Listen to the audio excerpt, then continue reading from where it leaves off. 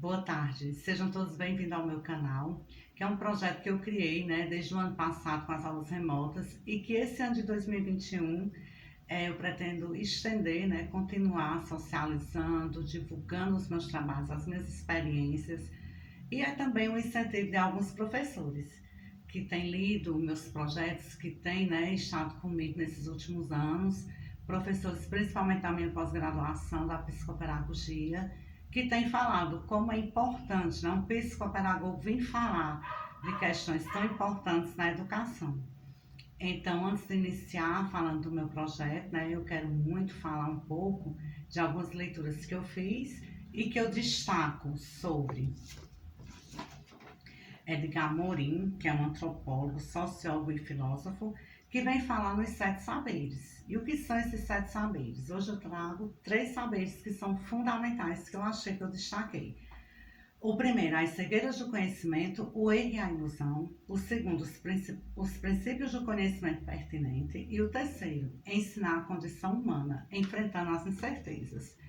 Então, como o meu projeto fala sobre diálogos sobre a educação, desafios e saberes, eu achei muito interessante, principalmente nessa parte que fala das incertezas. Essas incertezas que nós teremos, pós-pandemia também, nas salas de aula, como ficaremos, o nosso emocional, as nossas propostas, as nossas perspectivas de trabalho. Então, tudo isso está nos nossos saberes, e nos nossos desafios. Mas hoje eu vou falar sobre a minha sequência didática que foi realizado em 2019 numa sala de 4º e que também pode ser adaptada a um projeto, Você pode pegar essa sequência didática e transformar em um projeto. Só mesmo, como é que eu posso falar? Você pode ir colocando mais objetivos, colocando mais metodologias, até transformar em um projeto. Então, a minha sequência didática foi mergulhando na diversidade cultural indígena, contos infantis do índio Daniel Munduruku. Antes de tudo, vamos conhecer um pouco sobre esse grande escritor. Daniel Munduruku é um escritor indígena, nascido no Pará, graduado em filosofia com licenciatura em História e Psicologia. É doutor em Educação pela Universidade de São Paulo, na USP, pós-doutor em Literatura pela Universidade Federal de São Carlos.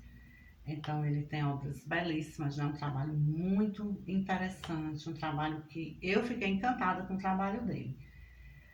Mas por que falar de índio para as crianças? Por que falar sobre a questão da diversidade cultural? Qual a minha justificativa? O Brasil é um celeiro muito abrangente de mitologia. Nosso país é formado a partir da diversidade de mitos criadores de diferentes grupos humanos que aqui se estabeleceram, trazendo consigo narrativas que contavam seus sonhos, seus medos, seus deuses e suas origens.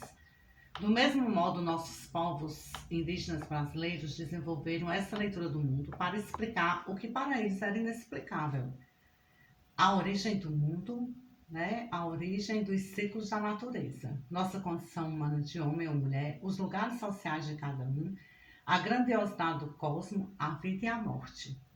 Dessa forma, nós como educadores precisamos levar aos nossos educandos a conhecerem e mergulharem na leitura desses mitos e lendas indígenas, saindo das fábulas tradicionais como a Branca de Neve e os Sete Anões e valorizarmos a nossa cultura, levando para a sala de aula contações de histórias e muita diversidade cultural. É necessário entrarmos um pouco no mundo indígena, entendê-los e respeitá-los.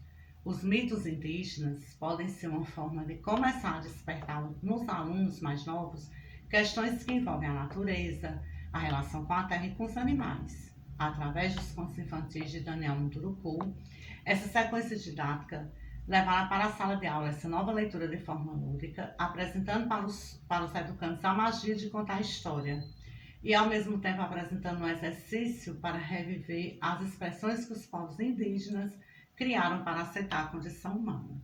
Então, aqui é a minha justificativa, Interessante que eu falo muito de desmistificar essa história das fábulas, Com aquelas princesas brancas, de cabelo pretinho, E tanto que eu tenho uma readaptação da Branca de Neve e os Sete Anões, que chama-se A Princesa Dandara e os Sete Anões. que depois eu vou trazer para vocês, que é uma contação de história que eu também realizei nas escolas. Qual o objetivo geral?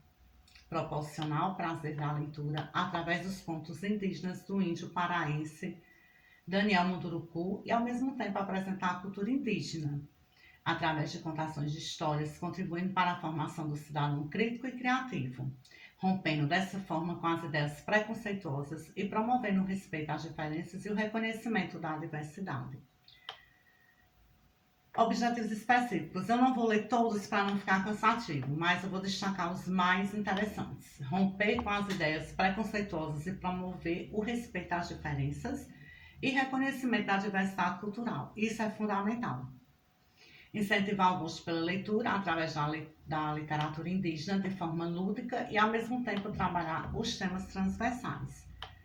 Trabalhar a oralidade dos educandos nas ações reflexivas sobre as histórias infantis indígenas. Possibilitar a aprendizagem significativa, dinamizando as aulas com novas propostas para romper com os estereótipos nas histórias infantis, que já foi falado, né? Como foi o desenvolvimento? Então, o desenvolvimento dessa sequência didática que eu realizei foi assim. Na primeira etapa, eu apresentei a biografia do escritor, né? Que é interessante as crianças conhecerem primeiro do que a gente vai falar. Então, coloquei em data show toda a história dele, toda a trajetória dele, todos os livros. Na segunda etapa, eu fiz a contação de história, As Serpentes que Roubaram a Noite, né? Eu realizei essa contação de história para as crianças.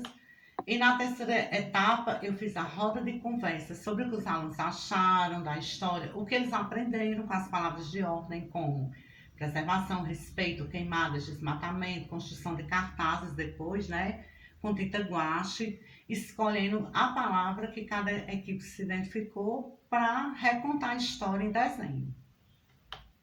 Quais foram os conteúdos que eu trabalhei nessa aula? Eu trabalhei a cultura brasileira, a paisagem natural, a relação com a terra e os animais, a diversidade cultural indígena, a leitura e a escrita, a questão indígena na atualidade. Eu levei também, né, assuntos sobre os índios, levei revistas, levei figuras, para que as crianças fossem se familiarizando com a questão e fossem falando também.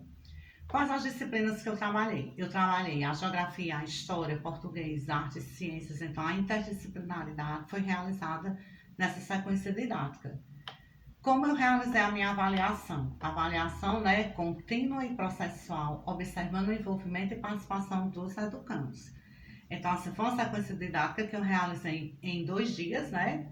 Realizei, que eu me lembro, numa quarta e numa quinta-feira, e as crianças gostaram bastante, elas não conheciam, né, as obras literárias do Daniel Munduruku, e elas ficaram muito encantadas, e que a gente pode transformar em projeto, né? Como eu já falei, você pode pegar essa aula, essa sequência didática e transformar em um projeto, né? Um projeto de 1 mês, 2 meses. As referências utilizadas foram como trabalhar mitos indígenas em sala de aula, né? Que você encontra em educaçãointegral.org.br, metodologias. Mitos indígenas para crianças, de Daniel Munduruku, que você encontra em www.conteoutra.com, mitos indígenas. Histórias do mestre Munduruku, isto é independente, que você vai encontrar no site istoé.com.br. Então, quais são os principais livros, né, do Daniel Munduruku? Nós temos Catando Piolhos, contando histórias, né, que é um livro bem legal. Nós temos O Sumiço da Noite. Nós temos Memórias de Índio, né? Ele também tem um livro Contos Indígenas Brasileiros. Então tem inúmeras obras dele, inúmeras, né? Que é uma diversidade de coisas fantásticas. O Segredo da Chuva, As Serpentes que Roubaram a Noite. Então, eu gostei bastante dessa, da serpente, as serpentes que roubaram a noite, depois vocês podem procurar na internet, né? É muito legal. E vocês podem utilizar essa literatura indígena com as crianças para trabalhar de diversas formas, para trabalhar contexto social, para trabalhar a questão da diversidade cultural, do preconceito que ainda existe com nossos índios, né? Para a gente começar do início da educação infantil a romper todos esses preconceitos que são pré-estabelecidos nas nossas crianças, né? E eu acho bem interessante, eu trouxe uma frase do próprio Daniel Munduruku, né, que é muito legal, eu sou muito fã dele, que ele vem falar, né, sobre a questão indígena, que eu achei muito legal, que eu destaco aqui para vocês também. Quem não conhece o Daniel Munduruku, né, e queira conhecer, é só procurar na internet, ele tem obras belíssimas, então ele vem falar aqui nesse pensamento dele. Ao dominar a natureza, o homem ocidental pensa que pode chegar à felicidade. No contexto da sociedade indígena, no entanto, a felicidade é posta em outro lugar e os esforços são investidos em outros campos. A natureza não é objeto para ser simplesmente explorado nessa atitude de respeito. Então, é um pensamento dele que eu achei maravilhoso, né? Que ele vem falar dessa questão da nossa relação com o índio. E para finalizar, eu trago um pensamento, uma frase que eu gosto muito do Nelson Mandela, que fala: ninguém nasce odiando outra pessoa pela cor de sua pele, por sua origem ou ainda por sua religião. Para odiar, as pessoas precisam aprender. E se podem aprender a odiar, elas também podem ser ensinadas a amar. Então, que nessa diversidade cultural, nossas crianças elas possam, desde pequenininhos, aprender a amar o próximo, seja ele negro, seja ele branco, seja ele crente, seja ele ateu, seja ele, né, seja ele budista, seja ele quem for, mas que ela ame, acima de tudo, esse ser, né? E que nós possamos, como professores, como educadores, plantar essa sementinha do amor através da ludicidade na sala de aula, levando para as nossas crianças o aprender a aprender de forma prazerosa, né? De forma que a criança ela sinta emoção em estudar, né? A neuropsicopedagogia já fala que o aluno ele precisa sentir prazer em aprender, ele precisa gostar do que ele está aprendendo. Então, eu espero compartilhar mais vídeos com vocês sobre todos os projetos que eu tenho desenvolvido nas escolas e fiquem à vontade também para dar sugestões.